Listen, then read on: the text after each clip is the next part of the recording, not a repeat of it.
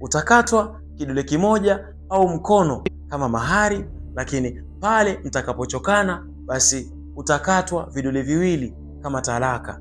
Mwisho kabisa ni kwamba pale mwanaume wako au mwanamke wako atakapotangulia mbele za haki au atakapofariki, basi utahitajika ukate vidole vilivyobaki kama alama au ishara ya kutokuolewa tena. Katika bonde moja lililopewa jina la Balimu huko nchini Indonesia, lipo kabila moja kubwa linalojulikana kwa jina la Dani Tribe.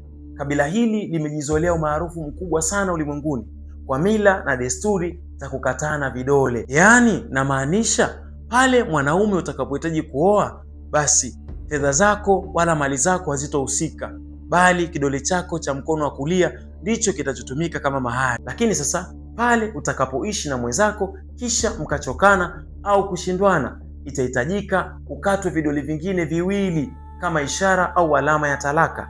Na mwisho kabisa ni kwamba pale mwanaume wako au mwanamke wako atakapotangulia mbele za haki au atakapofariki, basi utahitajika ukate vidole vilivyobaki kama alama au ishara ya kutokuolewa tena. Mila na desturi hizi zimekuwa zikilinganishwa na jamii moja inayopatikana huko nchini Vietnam, ambapo mwanaume utahitajika ukate mkono wako mmoja au mikono yako yote miwili kama mahari au kama ishara ya upendo na uaminifu.